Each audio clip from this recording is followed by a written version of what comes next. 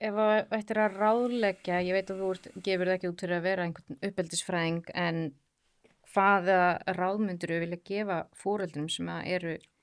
í smá vanda með börnin sín í dag? Það reyndar hlutur sem ég tek mjög oft umræðu við foreldra sem að þegar maður er að leita að krakka og svona,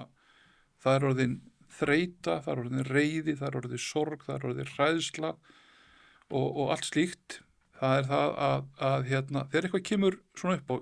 þegar ég kem heim með krakka sem búin týndir ykkur tíma, hefur ekkert heist frá, það er allir orðin mjög tens og ég þarf að útskýra fyrir krakkanum hvað það þýðir að mála skrattan á vegginn. Þau skilja ekki orðið eða setninguna, ég þarf að útskýra það.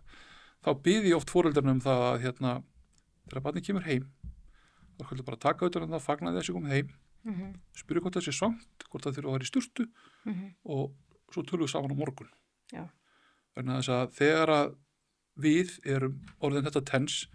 krakkarnir kunna alveg að spila á allast þar á því og þá missum við stjórn á þessu samtali. Það fer úrskeiðir alveg klárlega. Vegna þess að við ætlum við tökum það á morgun, þeim líður endilega ekkert of vel með það hvað er ekki nú að bíða með það. Við erum það allavega svona búin að ná aðeins niður. Hitt er það, og það kemur að því að þroskast, það er þetta traust. Það er bara hlutur sem að fólk þarf að gera, byrja að reyna til þegar að krakkanum verður einhvað á, hann gerir einhver mistök, að við förum ekki upp á háasíð. Það fari ekki allt á hvolf. Þannig að við þurfum, krakkarnir verða, og þá kemur þessari ofvendun líku, þau verða að fá, ég þurfti að læra það þannig, reyndar bara 3 ára eða hvað það var, það var skynsamlegt að sleppa steininum, ekki fara með honum niður, að ég hef ekki gert þetta aftur, það hefur einhver annar hent stein í mig aftur á móti, en þú veist að það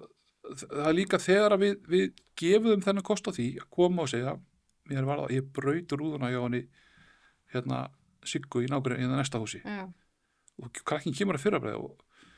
það var nú kannski ekki gott, en nú skulum við fara til Siggu og biðja hann afsökunar og laga þetta og þetta gerist ekki aftur og vonandi bara gerist það ekki aftur í staði fyrir að það fari allt upp á háasíð.